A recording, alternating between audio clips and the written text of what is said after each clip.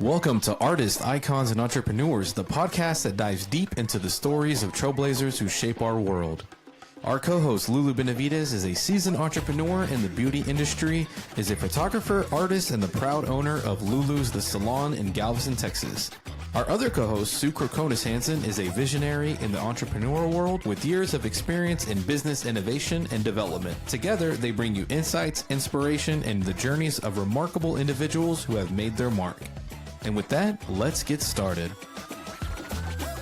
With over 5 decades of experience, Joe Perm Boy Santy has been a trailblazer in texture and color, often leading innovation just when the industry needed it most. From his early days as an international guest artist with Matrix Essentials to his career-defining work with Olaplex, Joe has continually pushed boundaries, most notably helping prove that bond-building chemistry could work with lighteners and color to protect hair integrity, transforming how stylists approach chemical services around the world. While Joe helped revolutionize color services, texture has always been his true love. He revitalized perm education with game-changing programs at both Matrix and Olaplex, reigniting a dormant category and boosting salon revenue worldwide. His expertise has taken him to stages in all 50 states and countries including Canada, Mexico, Brazil, Egypt, and Germany. He's the author of Professional Permanent Waving, My Way, co-author of Perming Beyond Great Curl, and co-inventor of the Cyber Styler brush, which earned a 3-year run on QVC. His influence has landed him on CNN, CBS, and in every major beauty trade publication. American Salon even named him one of the industry's living legends. Though retired, Joe still works part-time behind the chair and remains devoted to mentoring the next generation. Through books, articles, videos, and live shows, he shares practical strategies to help stylists grow their business, stay inspired, and master the science behind the art. Ask anyone who's learned from him and they'll echo his mantra. Understand the chemistry, respect the canvas, great texture will never go out of style. Please, let's welcome in the fantastic Joe Santy. Hey, Joe, we're so happy to have you here on Artists, Icons, and Entrepreneurs. And you know, I've known you and Sue known you for such a long time. Matrix. And I knew you as the Perm Boy. And you are known as the Perm Boy in this industry. You are an industry icon. So can you first tell us about the audience, where that name came from and what's it all about and why you're obsessed with permanent waving? Sure. Now you broke up a little, but I assume you asked how did I get the name Perm Boy and why I'm obsessed with permanent waving. Correct. So I think I'll start by telling you why I was obsessed with permanent waving. Is a lot of people know this because I used to speak about it. My father, as I told you, was the chief MRB engineer for Boeing. He was dual-degreed aeronautical and civil. However, his older brother was a hairdresser, and his great-uncle were hairdressers. So I got to experience real-life Warren Beatty's before shampoo even came out. Yeah. And it was pretty amazing because these guys lived great lives. As Sue said, we're in a great industry where we were just chatting before, and we are, and it was a great industry back then also. But they both told me when they found out that I quit college to go to beauty school, is Joe, study the chemicals. The chemicals are what's going to make you money. And it was true. Now, I don't want Sue to think any less than me, so I'm not going to tell you the background story to Perm Boy, but I will tell you how it came about. Brian Grieve, who I know you both know, Nick French, who I know you both know, Yeah. and I were out one night in Cleveland. So Nick decided that he needed me to see somebody dance, which I didn't, and I assured him of that. And I said, Nick, that's not my gig. He goes, no. And he whips out, he goes, dance for Perm Boy. Now the next day we happened to be in a class. We had all flown in, and it was one of those times when we were doing, you remember when we did the seasonal trends, the photographs and stuff, and Vivian McKinder happened to hear us laughing and took us, what are you guys talking about? And it was Nick actually that coined the phrase Perm Boy. He said, we were just going over last night with Perm Boy. She goes, oh, I like that. So the next video we shot for Matrix, she called me Perm Boy, and back then we were a dynamic force in the industry. That name stuck, and I've been proud of it ever since. People would go, "How can you make somebody call you Perm Boy?" I said, to me, it's a play on words. And I said, you know what? As long as I'm helping people understand chemistry and the perm business, my first real job with a salon chain was your father's mustache. They were doing under $200,000 a year in perms. And I think at that point when I went on board, it was 1976. And the Board of Education said, even though you haven't been with us long, we like the way you work, we like the way you teach, because I had done some classes for my own. I did all the perm work for 2 salons. We had 2 big salons in the Oxford Valley Mall. He said, I'd like you, to travel the salon chain teaching. So I used to work behind a chair for 4 days a week, and then I'd be on the road 3 days. It was basically 7 days a week. But in 1 year, teaching perms and giving people the confidence to do them, we took it from under 200,000. I believe it was over 10 million. I should look up. I can't remember if it was 10 or 20 million, but it went up like. When I tell young kids I used to do 8 to 15 perms a day, they think I'm lying, and I'm going, no, that's the truth. People walked in, they expected a perm, and we would, I'd work with an assistant. I would book 2 at a time, and then, full disclosure, a lot of the hair cutting was done with other stylists. So I would do the perm. People just didn't like perms, and that's why when you said, where did your passion come for it? I like the word. I don't know if the word would be tedious or detailed. I like working with my hands. I mean, now unfortunately I'll be 70 in 2 months. My arthritis in my hands to do like smaller work is getting a little rougher. But I just always I enjoyed seeing a wrap that was just done, when I say to perfection, as perfect as you could humanly get it. And I follow this Japanese kid now out of Japan. And some of the wraps he does, my mind's blown away by how, I can't even say the kid's name, unfortunately. But there are still people that are doing perms, and I think it's a travesty that in our industry, there's more people, but when I see online with some of the hairdressing groups on Facebook, they say, oh, client asked for a perm today, I told her no way, blah, blah, blah, this, that. And you're letting so much money walk out the door. And everybody, I forget what the number, again, Lulu, I can't remember the percentage, but it's like 60% of females and males have straight hair.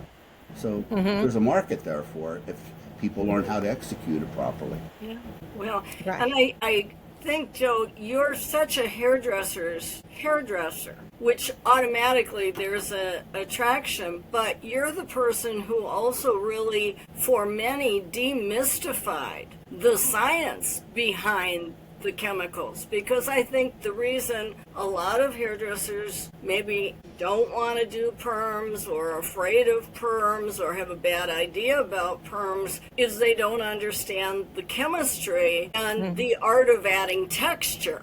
Get rid of the old word perm, it's the art of adding texture. So what was your secret, and how did you, because you're the guru in that category. Well, see, again, for full transparency, and if you're listening out there, get your notepad out for this. Go to modernsalon.com, put in the search engine Joe Santy, and an article is going to come up that I did called my 1 in a Million Mentor. Back before I was even making $500 a week, I used to read, I still read voraciously. Why? Because I had trouble with reading when I was younger, and it always bothered me. So now I read, used to have a dictionary by me, now I have the dictionary app. It's the truth, Lulu. If you're reading and you come across a word that you don't understand, and if you keep reading, kind of kilts everything. You're not getting the true meaning behind it. But I used to read a magazine called Soap and Cosmetic Specialties, and there was a chemist in there that would do an article every month on permanent waving. He happened to be the chemist that held a patent for on-the-rod neutralization, named Dr. Albert Shansky. Now, Dr. Shansky, when I called him, I'm a voracious one for finding, like, not somebody's weak spot, but finding where the point of commonality would be.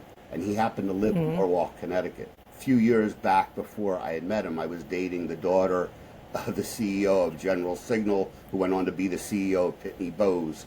So when I said that, I said, Doc, I'm just a little hairdresser. He goes, I'm a $2,500 a month retainer guy, and blah, blah, blah, blah. I said, can't I just buy a couple hours of your time, at a time. So he said, fine, $250 an hour, minimum 2 hours. Now remember, I wasn't even making $500 a week back then. I'm gone. I never trusted corporate chemists because even to this day, it's a lot of fluff. They're not giving you, they're saying, and I think I can say this now because poor Arnie's dead, Tony Mamo's dead. But Lulu, if you remember when Prisms first came out, and I promised myself I would never do that again. Tony said to me, and I called him Uncle Tony. It was great. Joe, these things it's great. It's this, that, or the other. I think we had gotten sued back then. I'm going way back because they stained the sink bowl. The models looked like Smurfs because the stain ones come out of their heads. So after that, I said, this is it. I'm getting a separate individual to tell me what's actually going on with chemistry. And Dr. Shansky did that. His curriculum vitae is about 8 pages long with just patents from top to bottom. He died last year, unfortunately, at the tender age of 97, I believe he was when he passed. But he was a great guy. I did it for years to the point he said, Joe, we're friends now. I don't want you paying me anymore. Any questions you have, you just call me. And the way I was able to refute the Olaplex chemists, so to speak, because they said I was crazy when I told them what my findings were with the testing. And I know that the only reason they said that was because I was a hairdresser. It was because of Dr. Shansky and what he taught me over the years. So I'm not a chemist. A lot of people go, well, geez, you're a chemist. I'm like, no, I'm not a chemist, nor do I profess to be one. I don't even play one on TV. I'm not a chemist at all. If I was younger, I would go back to school for chemistry because I had a vested interest in it. But Dr. Shansky is the one that I credit with everything, all the stories. When you teach, and I know, Lulu, you taught this way when we were at Matrix, we use stories. We use things that are relatable to people. And you can only do that if you understand actually what's going on with the hair and with the chemical that you're applying to it. So, Joe, can you share a defining moment from your time with the Matrix design team and the fundamentals change the way that you teach now, or the way you used to teach it? That's correct. See, it wasn't. All right. So then I'll continue just to answer the question. So the teaching evolution, there wasn't a defining moment. It was an evolution. A lot of the companies back in the day, Helene Curtis brought in people. Then in 1980, when I was with Arnie, I used to put henna lucent on the heads in '76 while he hawked it. But he also allowed me to work for Helene Curtis back then because the company hadn't grown. And in 1980, Arnie Miller and Tony Mamo said, we'd like you to work exclusively with Matrix, which I jumped on because I loved both of them. And so my teaching evolved as a result of the way the industry evolved. It had to. There wasn't a defining moment. Even to this day, last October, I had an association in the Midwest asked me if I would do a perm seminar for them. And the last time I had done it for them, I did it for 8 hours. I said, I can't work for 8 hours.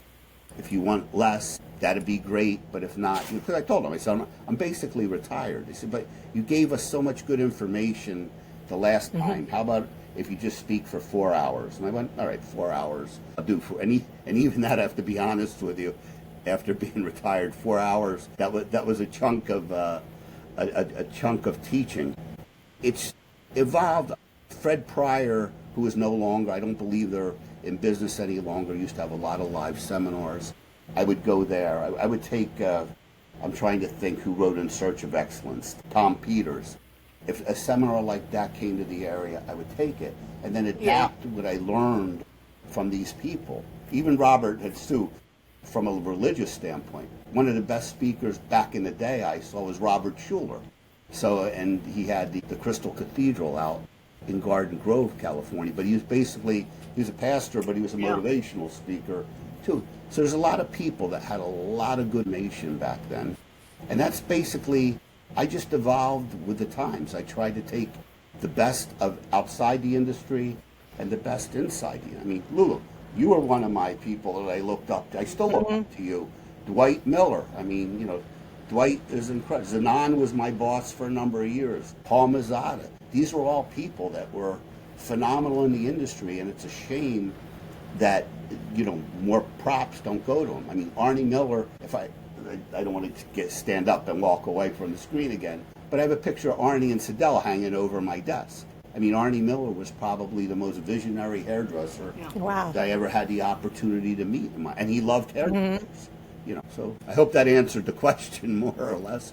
But again, I wouldn't know where to grab them, but there's there's triple these bookshelves you see behind me, and on them are a lot of books on how to teach, but they're by teachers that are fools and the rest of that, and psychologists. And Dr. Lou, when I wrote the book with him in 2006, it was published in 2007 by DC Press. I ended up going back to college for a while for psychology because, basically, I wish every hairdresser would go to college and take a Psych 101 course. That would be a big help to them. But that's how my teaching and everything evolved. It was just paying attention to what was outside the industry as well as what was going on inside the industry. Forgetting the dog and pony shows, though, that's for a different discussion.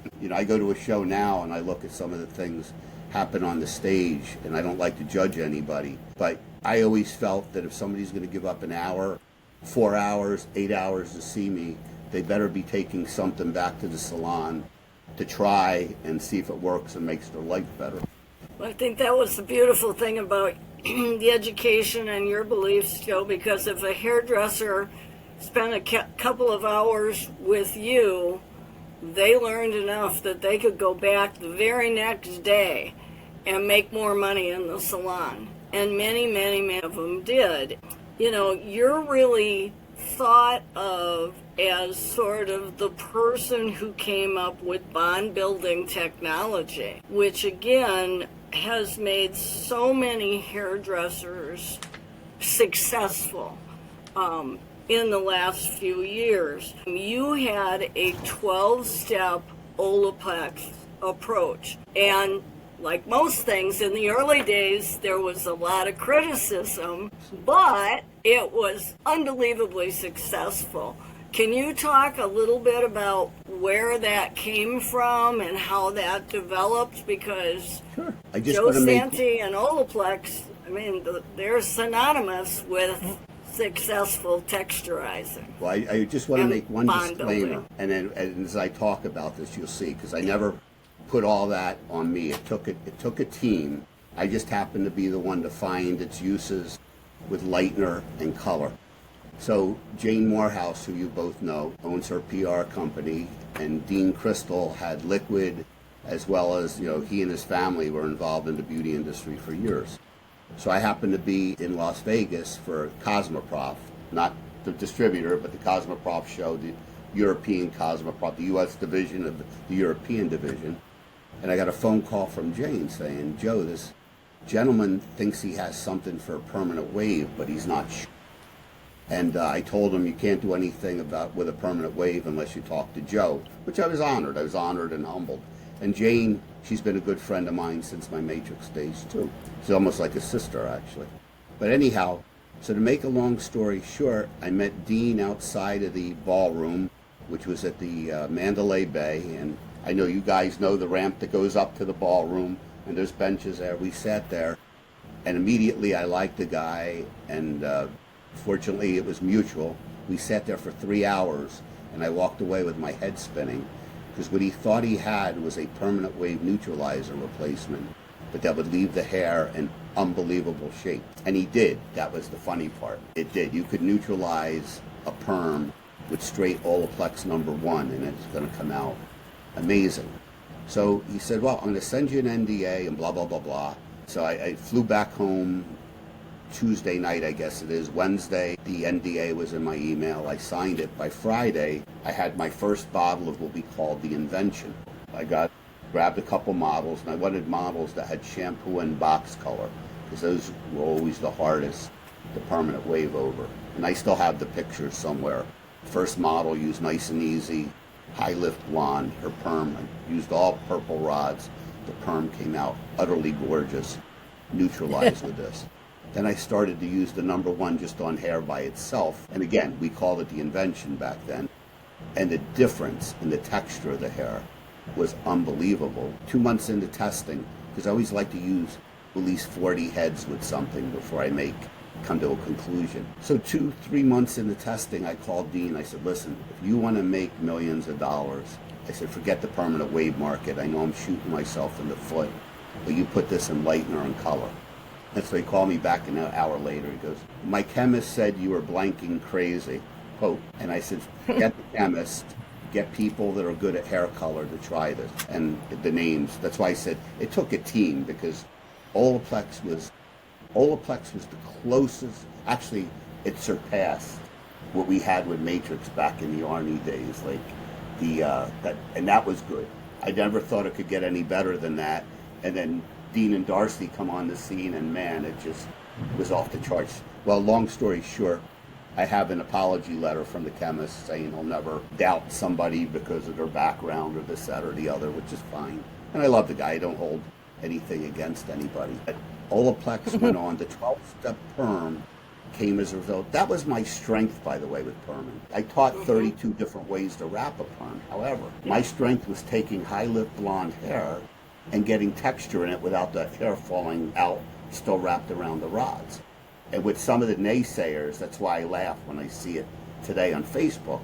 When I did Juliana Huff's perm, I got more press from that than I think I did at any point in my career.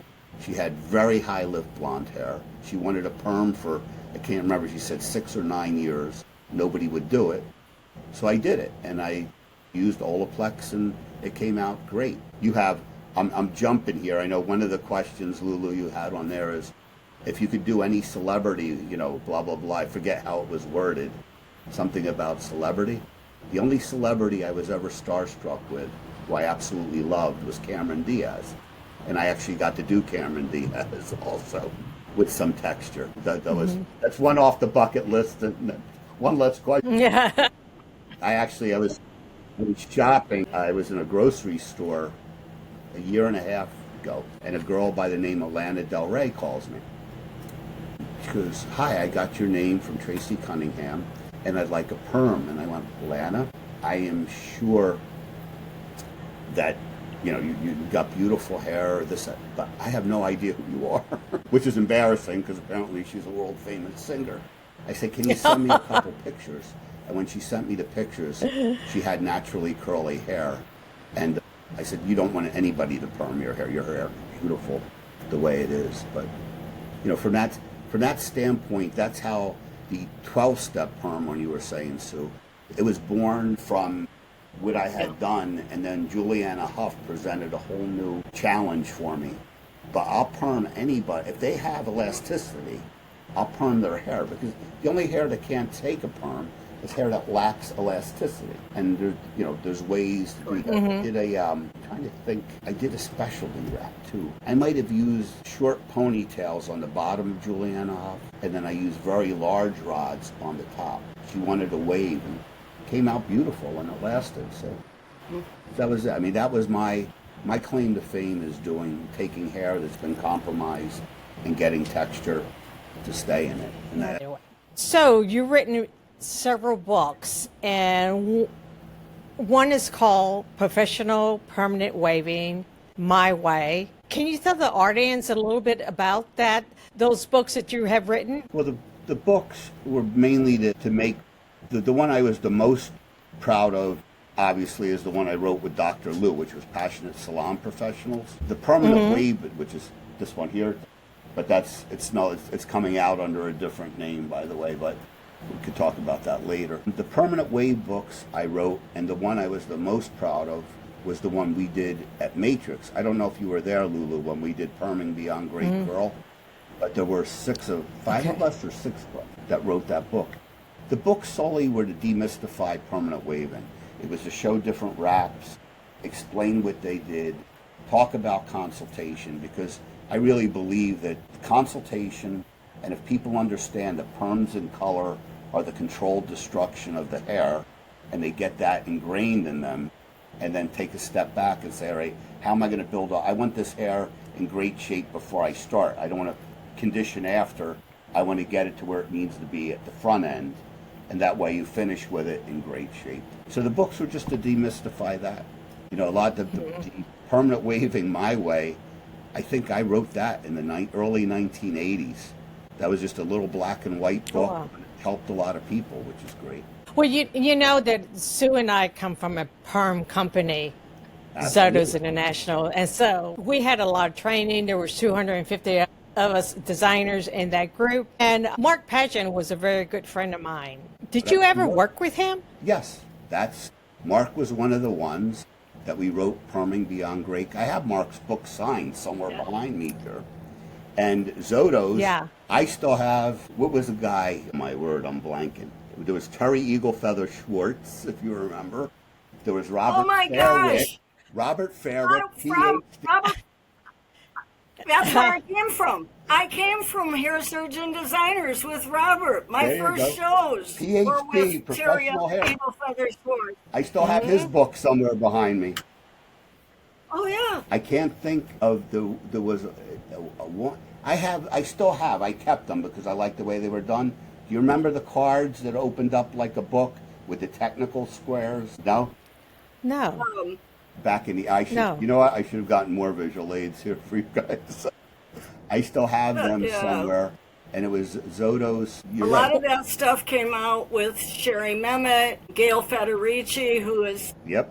the Haswell. guru of Color Wow, and John Frieda.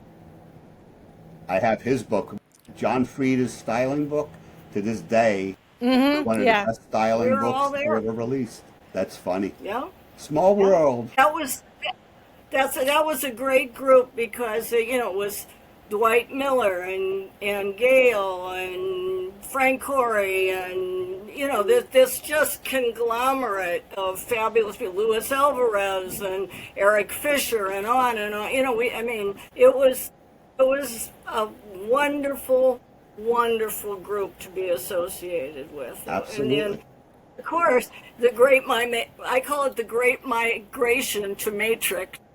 That happened with Helene Curtis too. The beginning days of Matrix. Again, I used to put on Henna Lucent. It was called Ardell back then. Then in May of '80, when it went to Matrix, Tony Mamo. Listen, I credit. She just passed away last year. Pat Johnson was amazing. A lot of people go, "Oh, she was tough. She was fair. If you did your job, just like Tony Mamo, you did your job and you minded your own business. That's all they asked of you. So if that meant they were mean because you weren't doing your job or you were slacking, then so. All these people came from the MQ. Ron Willoughby, who also passed away last year. I mean, they all came on Talbot. Now you got me thinking all these people. They all came from the MQ division of Helene Curtis. So that was a migration in the even the guy that invented quantum was the same chemist that optical. So it's a small industry. Small world. Tony, one of the things that I wanted to ask you, because, you're brilliant, you're a hairdresser. I'm not brilliant. I'm a hairdresser like you too. But here's the other part of the story. You're a road warrior. So you've worked in every country with so many different cultures of hairdressers. Is there anything along the way in your travels in terms of what we were doing with perms and cultures and hairdressers that really surprised you? Well, I could give you a couple of examples. One is in Germany. The hairdressers, I met the stylists, they didn't use M papers to wrap a perm, and you got people over here complaining. Oh, wow. Yeah. I went to Egypt. I took some of those. What did I take with me? I took Permanent Waving My Way, and I took probably a half a dozen copies of Perming Beyond Great Curl. Until I walked into the first salon, which was gorgeous in Cairo, and realized nobody perms there because everybody's got henna on their hair. Yeah.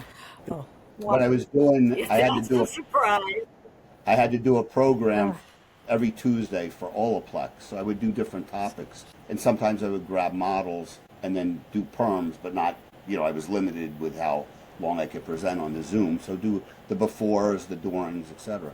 But I did one where I took a model that had henna and removed the henna to perm over it, just to show people you don't have to be afraid to perm over henna. You just got to make sure that it's removed properly. So Egypt, that was the funny part, because I thought I'm going to make friends with the hairdressers. Hopefully we'll share some ideas about perming. None of us do any perming over here. So, but I thought watching somebody wrap without end papers was pretty incredible because I can't do it. Of course, it's a different type of rod also. You know, it's not like the rods that the cheapo rods that we have. I always got a kick out of that too because I often wondered, and I did research on it, the only reason we have holes in our permanent wave rods, and that just goes to show how education spins differently. Because, well, it allows the solution to penetrate through. Well, the best rods were made in Germany. They were Effalock, and they were a solid rod. So you got just as good an end result with the holes as without.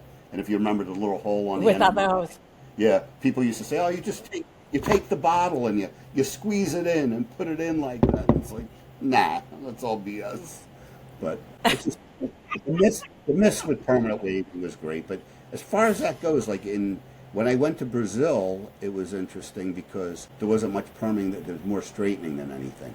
I went down when we were working on OptiSmooth. I forget what we called the project at the time, but it ultimately became OptiSmooth, which was my baby. I fought hard with that one too because, again, chemists for a corporation and hairdressers in the real world, sometimes there's a huge disconnect, and there was. But I was always proud of OptiSmooth. OptiSmooth used properly is a great product also. But that's where the bridge has to be there. You guys, are you familiar with TRI? No. TRI is Textile Research Institute. It's in Princeton, New Jersey. So at one point, they asked me if I would speak to, I think it was 75 chemists. And I'm like, sure, I don't know what I'm going to tell them.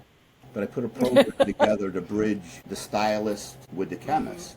And it was great because a lot of them did change their perspective. I mean, one of my good friends is one of the top chemists in the industry. He was actually the top chemist at Helene Curtis. He still thinks Olaplex is fairy dust. So it's like everybody's going to have their, you know what I mean? Everybody's going to have their opinion on it. Their opinions. Yeah. The only thing, like always. Opinions are great in the beauty industry, but when somebody comes out with something, do a half head test. I don't care if you do it on a mannequin head or you do it on a human. Compare side by side. That's the only intelligent way, really, to see if what you're saying is true or not true. Yeah. Well, you talk about perm rods and having the hole at the end of the perm rod or what have you. Now, I know Sue and I were in London and we got to buy, or I don't know if Dwight bought them, but they were called permers, and there are actually molten brown permers. Sure, I have them in the shed. Yeah, I still use them today. And and now they have knockoffs, but I still go back to my permers and I use them because they're so soft and anyway. I love. You know what I used to use in place of that a lot, Lulu? Do you remember wave crepe? What? Remember wave crepe? No. Wave crepe was used. It was used a lot back in the day for heat or to put around the hairline so the chemicals wouldn't burn. It was in a box. It was an octangular box, and I would make foam rods out of pipe cleaners that had aluminum, metal aluminum. And you'd make them, and it gave you the same basic unstructured look as a molten brown. I feel like it's going to kill me. I've just been waiting for my daughter's in entertainment, so she's been on the road since the beginning of the year. She's only been home a few days, but I have a shed full of stuff that I have to go through. I'll just donate it to a school that I want to get rid of. But we had the specialty perm rods in that shed because before I wouldn't badmouth anything, but I would use it and then point out what some of the faults were of it. Like you remember the white and blue spiral perm rods with the hook? Yes. It's an easy wrap. Yes. And to put on the little clamp. But then when you went to rinse them, they all rinsed out of the head down the drain. Yeah. I still have the original spiral rods that clipped on the hair and that they stayed on for the whole time. There's a lot of stuff. That's why permanent wave is so interesting. The more you delve into it, and all the gadgets that people came out over the years for it and everything, I still find it fascinating. Exactly. So can you tell the audience about the Cyber Stylist brush that you invented, and you were on QVC for 3 years? Just so happens, because it's on my book. Voila. Actually, they're no longer made. We no longer sell them. But I had a business partner with this one. Uh-huh. One day I was watching, you know what a spaghetti lifter is, right? So I was watching this. No. I'd go out in the kitchen. Oh, yeah. Yes. Scoop like that when you lift the spaghetti up, separates all the hair. So at the time, we had a import-export guy we were working with, and he said, well, I have a contact, I guess it was China. So we got some prototypes of different brushes made, and we used the triangles you saw on the brush. They go through the hair and separate it. The cool part was the brush never got caught in the hair. Now, not only was I 3 years with USA QVC, but Easter of 1998, they shipped myself and my business partner to Germany, so their studio was in Dusseldorf. However, we bombed in Dusseldorf because working with a translator, and especially if you say something funny and then they say it in German, it kind of... Yeah, you're right. Yeah. The best show we had over there was they put me on with whoever the host was of the equivalent, what's the Wheel of Fortune? The Wheel of Fortune was also a QVC presenter. So we had a good show. But to make a long story short, the brush, I'm not knocking the person that called because I actually had to bite my tongue so I didn't laugh. But she was talking about her mother that only had 4 or 5 hairs on her head. You know, when they say Mabel from Kentucky, this was a Mabel. Yeah. And she said the cyber style is the only brush that she really likes, and she uses it. And I went, I'm thinking in my head, God bless. I mean, thank you, Jesus, that we got this far. But I'm thinking, it's a brush. People, they had an emotional attachment to the brush. And you're probably not aware of this, Lulu. Matrix bought 94,000 of them from me. God bless Biggest Mabel. promo that they ever had. That's how we got on QVC. The lady goes, what kind of track record do you have? I said, how's this? 494,000. She said, good enough. And it was they called it these are just Cyber Styler. They'd asked our permission, and we did it for them. We put Biolodge Cyber Styler on the handle. So, but that was Wow. That was, again, that was another gift. I say a gift from God, because people, geez, why aren't you still on QVC? I'm like, if I was that smart, I'd be on the back of a 54-foot Hatteras yacht right now in the Bahia. Some people, they don't get one shot like that. I mean, we were able to get the one shot. Yeah. We were stupid. That's part of the wisdom, though, so that you were talking about. Yeah. My business partner and I both grew up middle class, lower middle class. You started getting checks like the kind of checks QVC sends.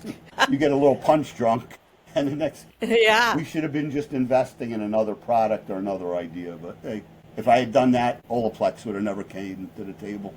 Yeah. Exactly. Well, Joe, you're technically retired, stepped away from the platform and in front of the cameras and that sort of thing, but you're still doing mentoring, you're still very much involved. How do you choose what projects or what type of things interest you now that you can sort of set your own course? What are your criteria? To be honest with you, Sue, I don't have, quote, a criteria. When that associate was a Barber and Cosmetologist Association in the Midwest called, I never raised as a matter of fact, I turned my rate back to what it was. I can honestly say, I don't do it for the money. It's the money relevant. I said, well, how many people are going to have in the audience? They said, oh, probably about 50 or 60. And I went, you know what? Let me do it. Because I did. I enjoyed that particular association, whatever it was, the 8 or 12 years ago I did it for them. Yeah. And I did it now. I've been dragging my feet because I've had a couple salons call, and they want an in-salon class. And I just, maybe because it's summer, I don't know, maybe afterwards I'll do it. But there's no real criteria for doing it. I mean, I was on the phone with a hairdresser from California for 45 minutes 2 nights ago. They had a perm question, long questions. So I give my cell phone. Everybody listening, it's 215-280-9812. I'm on the East Coast. Don't call me in the middle of the night. But anybody. It doesn't matter. If I could help them. One of my friends is talking about putting together an academy because she still feels there's a big disconnect between what schools teach and getting behind the chair. And I said, well, you're right, but there are certain schools, like one of my favorite schools is the Grigley School of Hair Design. I don't know if you guys know Paul DeGrigley.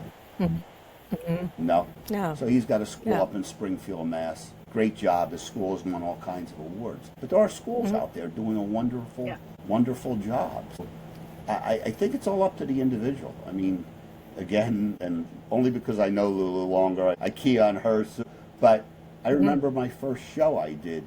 140 people at 9 o'clock in the morning, and after lunch it went down to 120. So you got to have a thick skin. And I think I was 20 years old when I did it. It was 76. I was born in 55, 21 maybe, 21. Yeah. And you had to have a thick skin. You had to realize that the same amount of effort that you put in behind the chair, if you want to become an educator, because everybody wants to be an influencer or an educator today, you got to put in your time doing that too. I mean, influencers, there's a couple great ones out there that I love, but for the most part, I find that they're not giving somebody the value that they're projecting that they give them. Right. Yeah, that's so true. And you talked about earlier about, today people are wearing their hair straighter, and yet people, if we taught them about permanent waving, that's another avenue, just like color is. So can you advise the next generation what innovation or mindset they must adopt to permanent waving at this time for the next 20 years? I think the mindset is just to keep an open mind, because that's what's lacking. When I read the comments on a permanent wave post on hairdressers helping hairdressers, or behind the chair, one of these other groups, and they're saying run as fast as you can. I think any subject like logic, for example, with me, I never understood the academia behind logic. So I bought a DVD course that I watch, and believe me, it's stressful for me because I have to replay things 2 or 3 times. And I think it's the same thing with permanent waving. You got to delve deeper into it. You can't base it on one bad experience. You have to try different things. And if that trying means doing mannequin heads, that was, I can remember, I gotta bring up another name from the past. I remember the Altieri brothers making fun of me back in the day because I would use all mannequin heads. But it was it's impossible to do a show and show multiple wraps, and how they end up. Because that's the important thing. I could show somebody a wrap, but if I'm not showing them what the end result is, what good is it? So mannequin heads are great for that.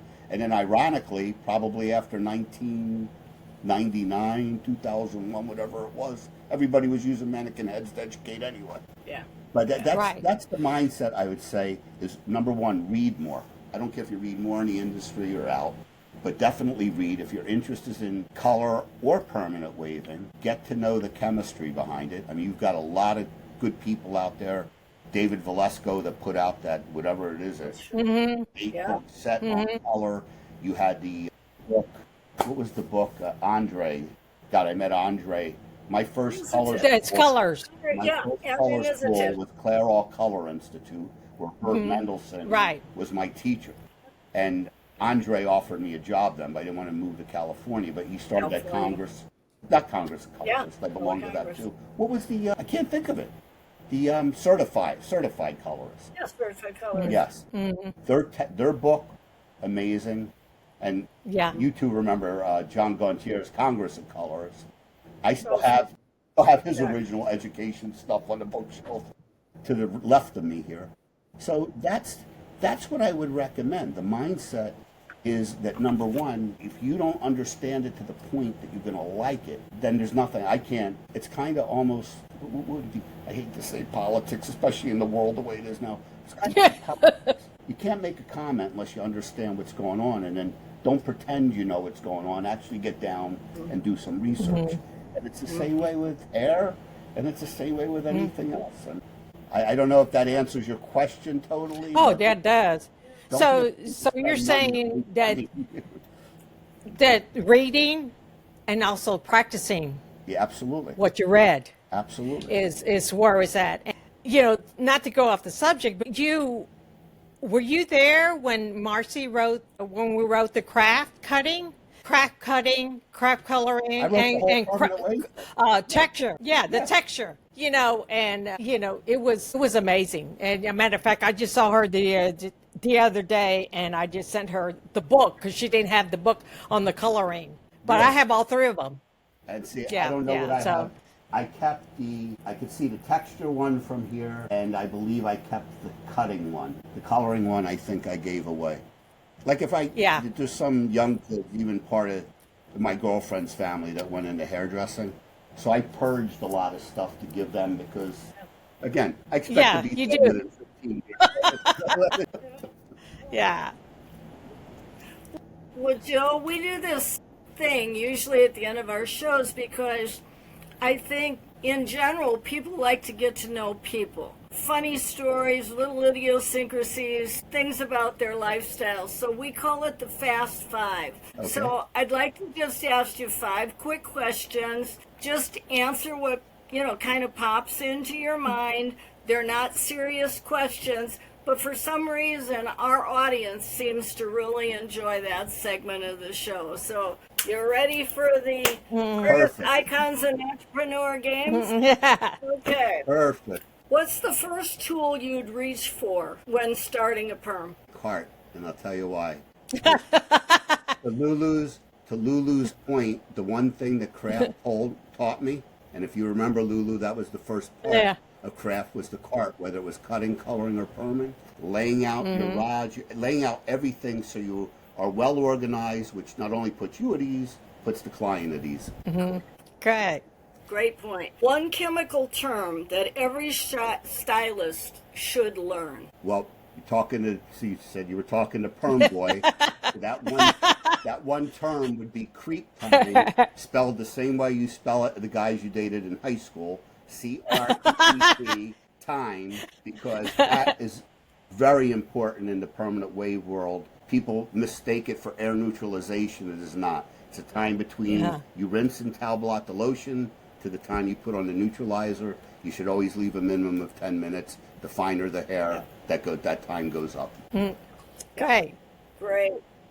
So what's one dream celebrity that you wish you had the opportunity to do? Well, I already told you that I checked that box off with Cameron Diaz. Yeah. Yes. So she was my I thought dream maybe celebrity. it was a number 2. I don't really, there's really not a number 2. When I saw the movie, the one that like really made her pop in my mind was There Something About Mary. Yeah. I went crazy. So I want people to understand that too, because people always ask, like, which celebrities and with this? I mean, Tracy Cunningham does more celebrities than anybody. I've been in the salon working a couple times. I did some of these perms there. They're regular people, and they appreciate their stylist the way a lot of our clients appreciate us. So, I was granted that one celebrity, Cameron Diaz. I'm going to stick to her. Yeah.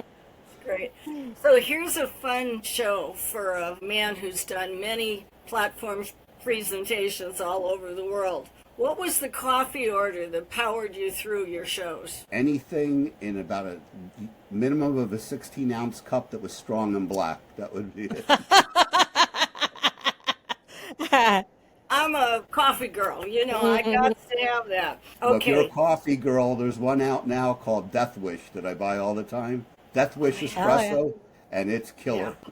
Wow. I'm writing that down.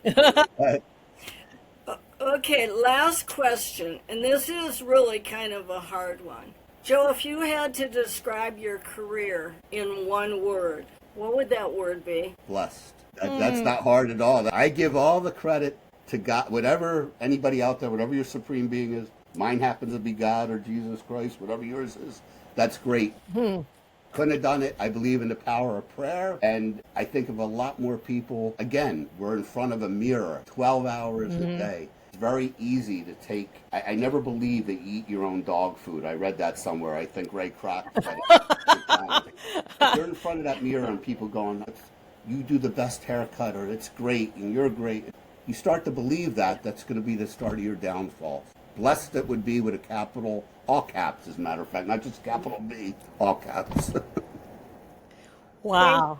Thank you for sharing that. And I do think when we talk about beauty schools and being successful and all those elements, and we can get really into the technical side of it, but at the end of the day, it's hard to make people look beautiful when you're not making it every day, working on making yourself a more beautiful person. Absolutely.